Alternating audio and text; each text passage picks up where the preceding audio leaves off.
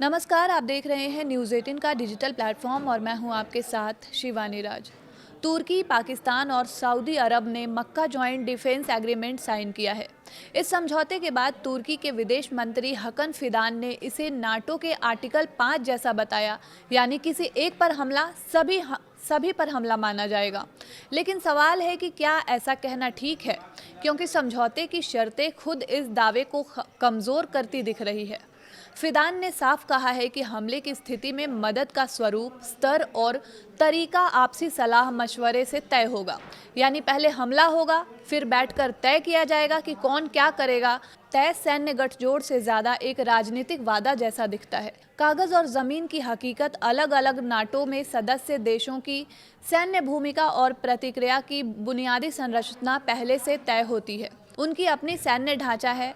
इसके उलट इस नए गठजोड़ में कोई तय कमांड सिस्टम या संयुक्त ऑपरेशन मैकेनिज्म सामने नहीं आया है। जब जवाब देने का तरीका पहले से तय नहीं है, तो सभी पर हमला वाला दावा कितना लागू होगा, ये बड़ा सवाल है।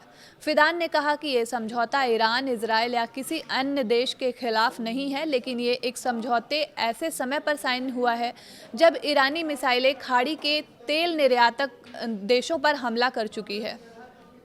इतना ही नहीं, इसे सुन्नी अमेरिकी सहयोगियों का गठजोड़ भी कहा जा रहा है। इसके अलावा तुर्की के राष्ट्रपति इसे मिस्र को भी शामिल करना चाहते हैं, जो एक और सुन्नी देश है। साथ ही सऊदी अरब में जनरल सेक्रेटेरिएट और मंत्रियों की कमेटी बनाए जाने की योजना है। शायद इसी को देखकर शनिवार को ईरानी राष्ट्रपति ने शिया और सुन्नी भुलाकर मुस्लिम एकता की बात कही है। इस गठजोड़ को 3 अलग अलग ताकतों के मेल के रूप में पेश किया जा रहा है, लेकिन वास्तविक स्थिति इससे अलग है। सऊदी अरब अपनी सुरक्षा के लिए लंबे समय से अमेरिका पर निर्भर है और इसके ज़्यादातर हथियार भी अमेरिका से आते हैं। ईरान ने जब सऊदी पर हमला किया तो भी उसने अमेरिका से गुहार लगाई। तुर्की खुद नाटो का सदस्य है और उसकी भी निर्भरता अमेरिका पर है। हाल ही में तुर्की ने अमेरिका F-35 प्रोग्राम में शामिल होने के लिए रूसी एयर डिफेंस सिस्टम S-400 को न इस्तेमाल करने का फैसला लिया है। वहीं पाकिस्तान कंगाल है और दूसरों पर पैसे के दम पर अपना विदेश मुद्रा भंडार चला रहा है। उसकी रक्षा ज़रूरतें भी बाहरी सहयोग पर निर्भर है। यानी अगर ये तीनों युद्ध में जाते हैं तो कोई भी ऐसा देश नहीं है जो हथियारों की पूरी सप्लाई कर सके। ऐसे में ये सवाल उठता है कि जो देश खुद सुरक्षा और हथियारों के लिए दूसरे देश पर निर्भर है, वो मिलकर एक स्वतंत्र सैन्य ताकत कैसे बना पाएंगे।